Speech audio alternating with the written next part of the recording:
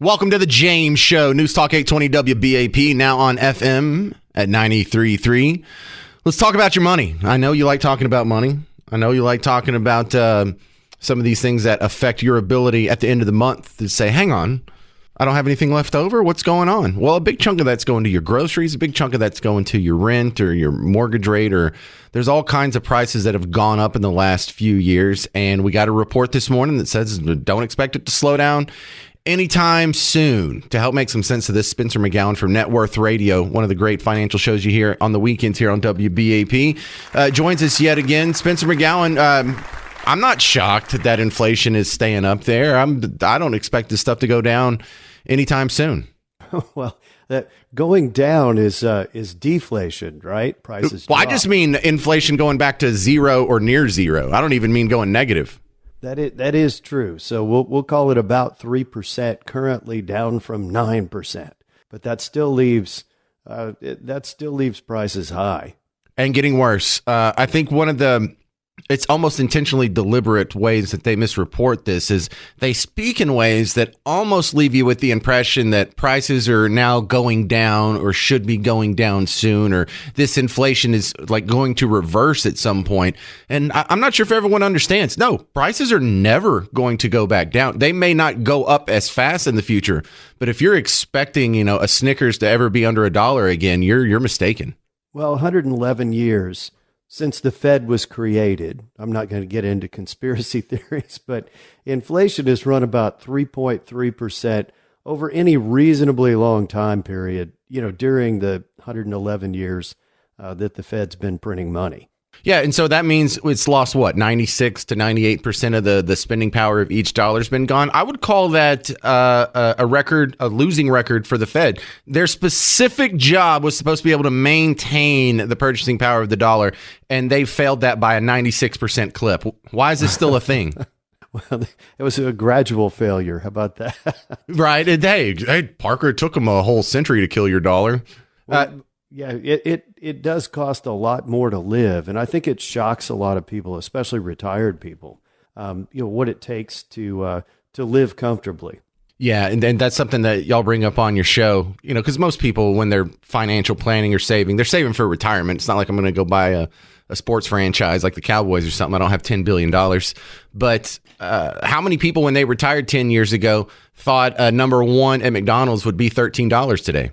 That was off the budget. Yes, that wasn't within the budget. $13, that's probably a good buffet meal at Golden Corral. Well, that was you and the wife, and y'all got apple pies on top of that, is what that was. There you go. All right. The other thing I wanted to talk to you about, Spencer McGowan, there was a survey of Americans that they say they think they need $186,000 in order to, have a comfortable standard of living. Is that about right? That seems kind of high. You guys couldn't be comfortable with 160,000. Does that sound right to you? I'm pretty sure you could make it work with that. So this was, what does it take to be middle class? Pew Research Center. But they said, they asked people in a survey what it takes to live comfortably. And of course, the answer comes back at about $15,000 a month. So I did a budget. All right. $15,000 a month, since that's what people said would be comfortable. Take $3,000 in taxes, you got $12,000. If you have a $600,000 house, that's usually about $4,000. Well, $2,000 for cars if it's a couple, right? Each earning about $90,000. Right. $2,000 for utilities and cell phones and cable stuff and streaming. About $2,000 for food, and that may be a little tight if you go out a lot, especially here in Dallas. And then maybe $2,000 for savings, so you could eventually retire. But it doesn't leave a lot of room. So what did all those 2,000s add up to? I lost count. 15,000. Oh, okay.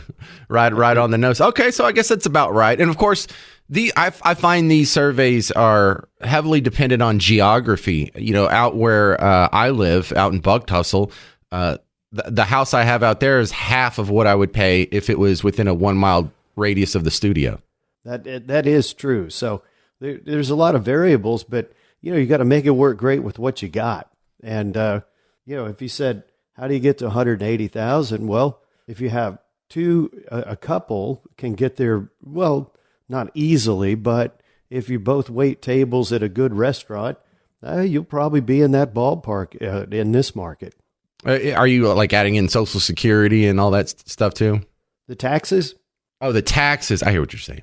Yeah, but that was but this was, people said, hey, this, I would be comfortable, if I had 180 or 186,000 a year. So that was it is kind of shocking, right?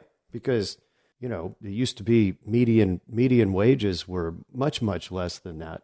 So the expenses not going down, and then the insurance costs going up. There's another red flag in here, and that is, if you look at what the average family would pay in taxes at that level, well, the tax cuts, the Trump tax cuts expire at the end of 25. So if you're looking for the next recession, maybe it's there, because you're going to increase those taxes by at least 20% on that middle class income. All right, Spencer McGowan, what you talking about on your show this weekend? Well, this is a good topic. I may expand a little bit on this. Brian Nickel, he leaves Chipotle, goes over to Starbucks. Chipotle goes down 10%. Starbucks goes up 20%. I want to find out more about Brian Nickel. Right. I might have to buy some Chipotle stocks. All right. Thank you very much. You can find more of Spencer McGowan, themcgowangroup.com or networthradio.com. It's all the same thing. Thank you very much, Spencer, for being on the show again. Hey, thank you, James. Great show. All right. Your thoughts, economy, inflation. How much do you think it takes to be middle class? It's lower than 186, but not much lower. 800-288-9227, 800-288-9227. I'm James Parker. It's The James Show. News Talk 820 WBAP, now on FM at 93.3. Hey, welcome back to The James Show. News Talk 820 WBAP, now on FM at 93.3. Mom, are you on your way to pick up the kid from school? First day of school? My kids, it was their first day of school. It was so sweet. I got to drop them off and everything because I'm a good dad. But listen, are you going to go into the building? Because I saw something that I'm working on a story for maybe tomorrow, probably Friday. But it came out that in the Round Rock ISD, just North Austin, they had some expansion of an elementary school. And in the new addition, the bathrooms have an open concept. Do you know what an open concept bathroom is? It's where all the walls are only like 3 feet high. And when I say all the walls are only 3 feet high, that includes the wall to the hallway. So if you go to the bathroom, people can see you as you walk in. Now, the weirdness doesn't stop there. A couple other things. Well, wouldn't that be weird? Like if you're standing at the urinal, are you just supposed to be like making eye contact with people while you're urinating while they're walking to math class? No. There's no urinals. There's only toilets. Why? Because there's no gender assignment on these bathrooms. So not only is it an open floor plan, it's for boys and girls at the same time. They all get their own little stall with the door on it. I'm surprised they put doors on it. You nasty bastards. This is for elementary school? You want to watch, you want to make a whole bunch of little elementary kids share a bathroom between the genders? You people are messed up. This is elementary school. What? Ugh. And this is a government institution. This isn't a private sector company doing this. This isn't Target going woke again, or Bud Light doing this, or even, God forbid, Tractor Supply doing something leftist. This is your government. This is taxpayer dollars. This is what happens when you have public schools. Private schools aren't doing this. Public schools. In fact, I don't even think I would be half as upset if it was a private school. I'd be like, that's a weird private school. Pull your kids out of there, but if they want to be weird, let them be weird. If you want to be the weird parents that send your kids to the weird school, I think you should have that right. But this, no, not cool. So the reason I'm bringing this up right now is I know some of you moms and dads are on your way to pick up your kids like right now. That's why I didn't say it at the beginning of the show. I want to catch you right before you get out of the car because it's the first day of school. Maybe you get to go in and meet instead of just pick them up. Go look at what the bathroom setup is. And if you see anything funky, take some pictures and send it to me. Because the whole reason the outside world knows about this school bathroom in Round Rock is because one mom took a picture, put it online. It got passed around until someone at Texas Scorecard found it. They wrote a quick story about it. Now I'm passing it along to you. But I look, if any of that is going on around here, I want to know about it immediately.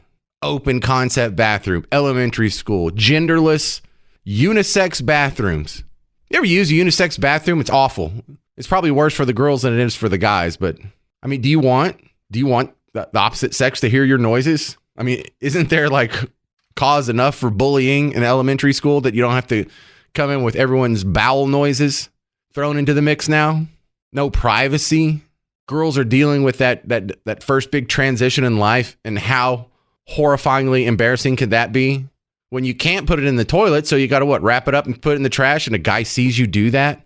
You really want, is this an environment you want for your daughter? I have 2 daughters. I don't want them going to an open floor plan bathroom, and I don't think I would have to tell them don't do it.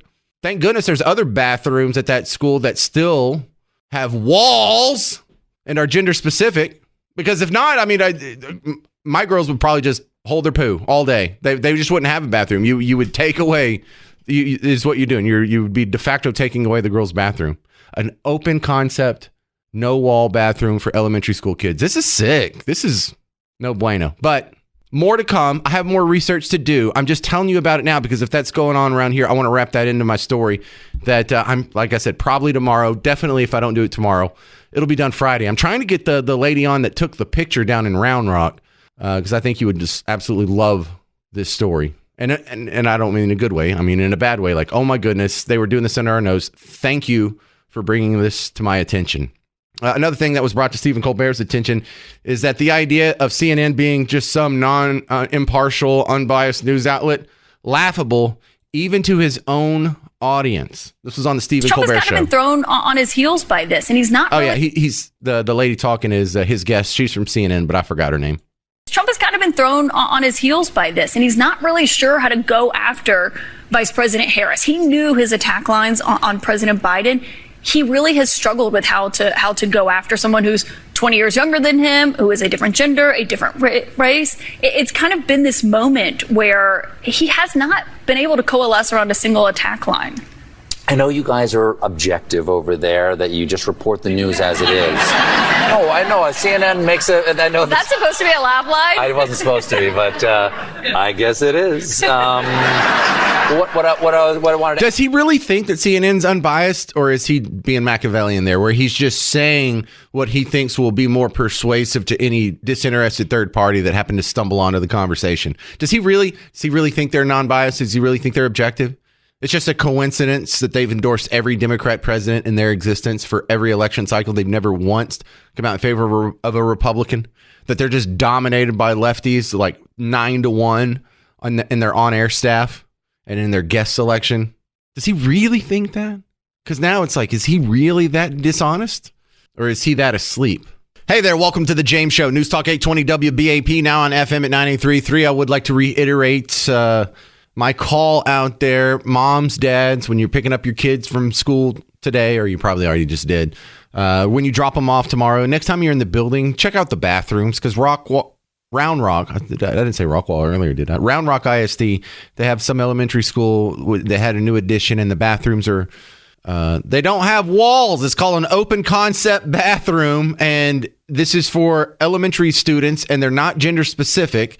And so the walls are only like 3 feet high. So if you walk to the bathroom, like the people that are walking on the hallway just to go to social studies or whatever, they can see your little head poking out above the wall. Well, that is until you sit down, because there are no urinals. This is nuts. This is just bleh. So we're going to try and get the mom from Round Rock on the show either tomorrow or Friday.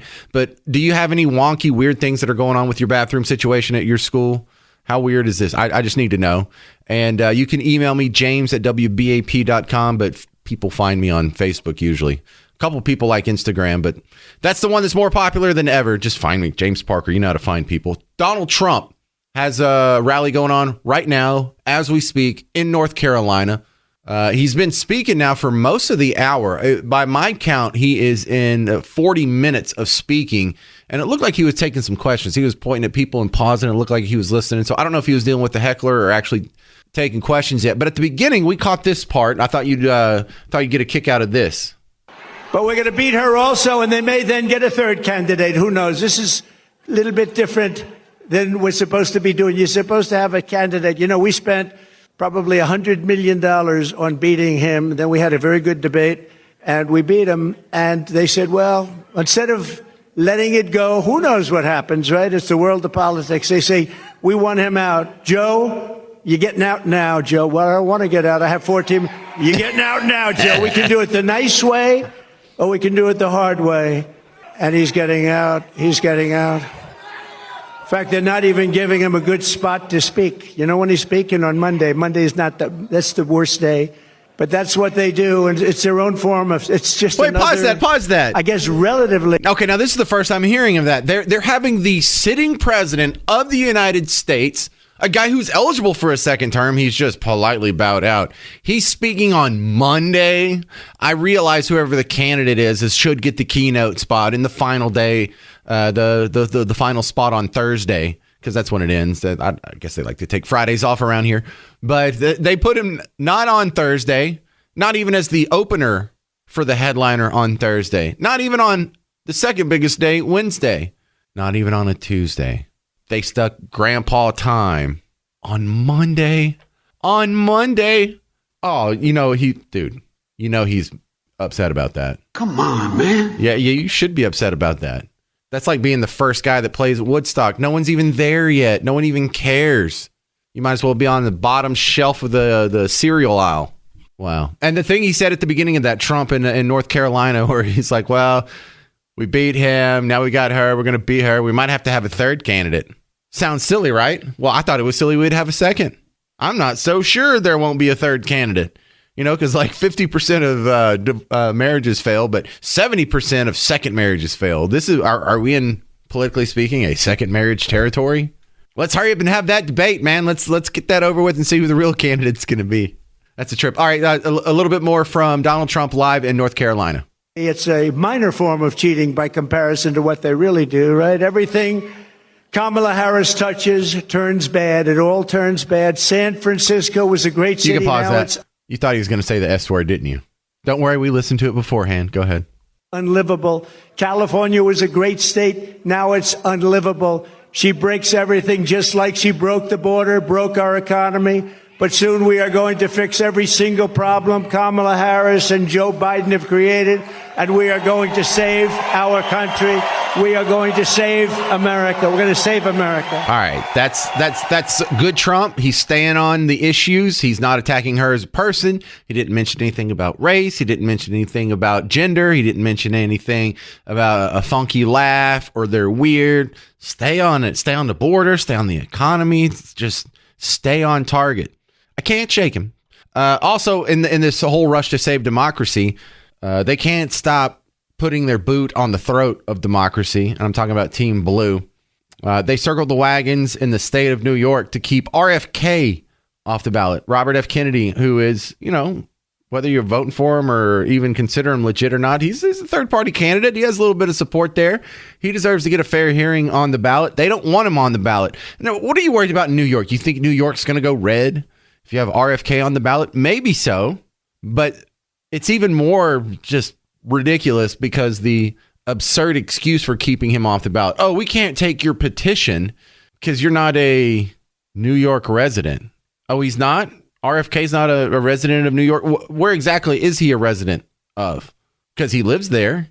He's registered to vote there. His whole life is in, and that's the only place he's ever voted, New York. So here's him explaining it. I'm running and I'm being told I don't live in New York State. My driver's license here. I vote in this state. My car is registered here. My law license is in this state, not California. My law office is in this state. I pay income tax in this state. Most importantly, you have to put the same domicile on every state in the country, so on all 50 states. And some of those states say your domicile has to be the place where you vote. I've never voted any place else in New York. I received legal advice. I had to name New York as the state. And, we have the best ballot access attorney in the country. And he said this is the only way to do it. So, I'm being accused of deceiving people about my domicile. But, I took legal advice and I was told you're going to be sued whether you claim Massachusetts where you have a house, California where you have a house, or New York where you have a house. And the only place legally that you can claim is New York. Well, I'm learning a lot here. This is how you save democracy. You have 50 votes, and then you throw out the results of all 50 of those votes.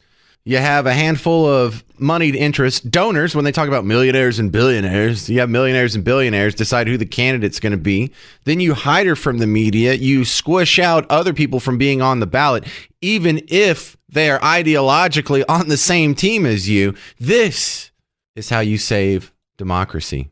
800-288-9227, 800-288-9227 if you want to call in. Christopher Cross comes to the Majestic Theater August 18th. Tickets on sale now at Ticketmaster.com.